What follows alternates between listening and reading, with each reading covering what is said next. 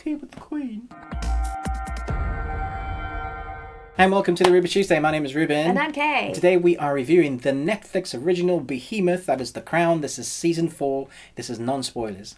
Non-spoilers. No, that is really getting annoying. Not gonna spoil it for you. Why do you repeat what I say? Because it's my job. Look, I have one job on this lousy ship. It's stupid, but I'm gonna do it, okay?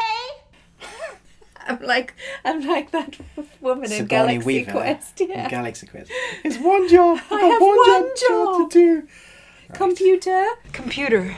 So there are 3 main protagonists in this season 4. Obviously, we have the Queen, and we have the Iron Lady, who is Margaret Thatcher, and we have Princess Diana. Once again, The Crown has been beautifully made. It is wonderful craftsmanship. The set dressers, the decorators, the costumers, the lighting. It's just exquisite. It is a real testament to, I don't know, Filmmaking. Yeah, filmmaking at its best. You know, it's an epic. It feels grand. Everything feels grand. You feel like you're living the lives of the royals with them. It's a very personal story. Very. It does feel a bit disjointed because we're following these 3 main protagonists. There's a lot of episodes that are about individual characters like Helena Bonham Carter, Princess Margaret. We have an individual episode with her and a lot of half episodes with her.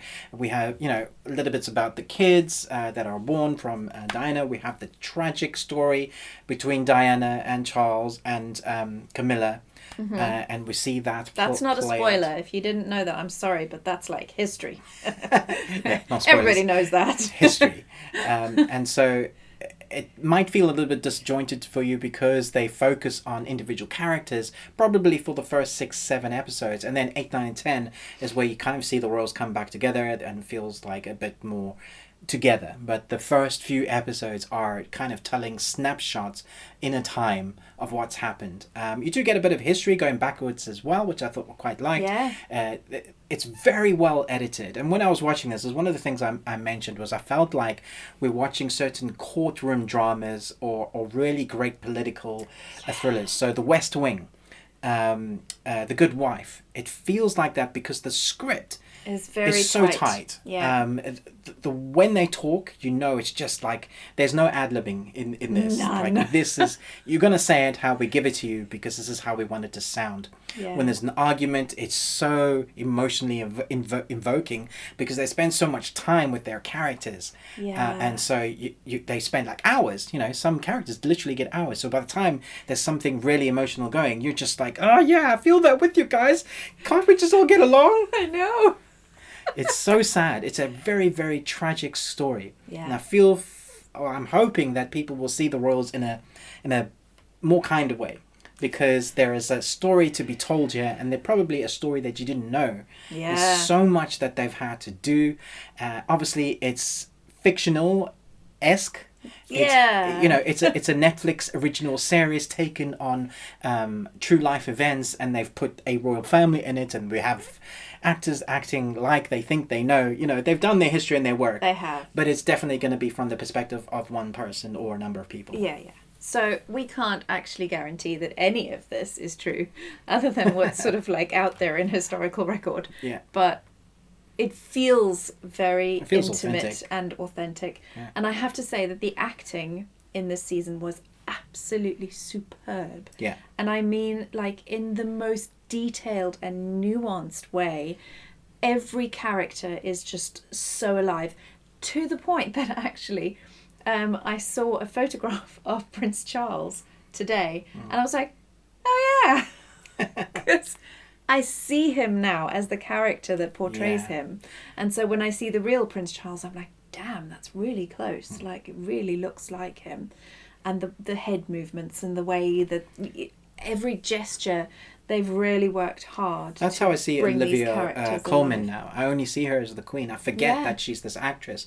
And when actors have done that, they've done a damn good job. Because when I see her speaking, it's like the Queen is speaking. Yes. And so you're like, that's phenomenal. Particular interesting part for me in this series was that Olivia Colman as the Queen with her husband, Prince Philip, they have a bit of levity and a bit of fun, Yeah. and it's much needed in this series because there is so much darkness. It's so dramatic and so just like, why am I watching this? But It's riveting though. it's totally riveting. But when, because their relationship is comfortable now, or feels like it, there's moments of levity from them that you kind of go, yeah, awesome. Yeah, and also the relationship between, particularly the Queen and Princess Margaret, also brings a bit of. Yeah. Occasionally, sometimes it's more that way, but They have a bit sometimes of real banter. Yeah. I feel like that's it. Is that the characters feel so real. they do. They feel so alive, authentic, honest.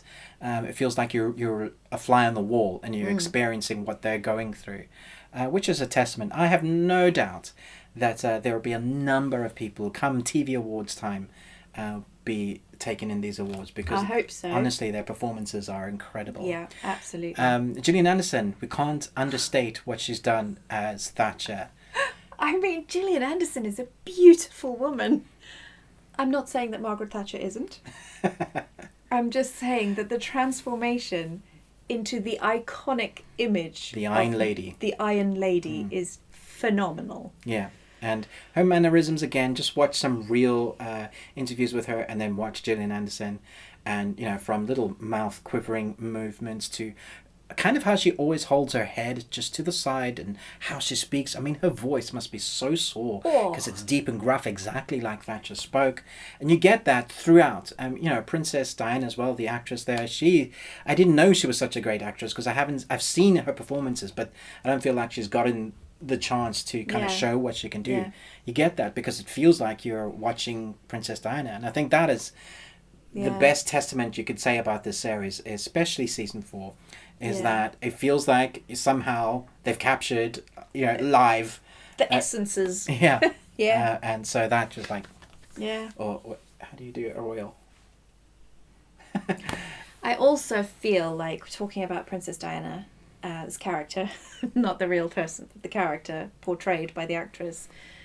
When I was watching the Diana tapes or whatever it's called, there's a documentary and It's on Netflix, I believe. It is on Netflix as well, funnily enough.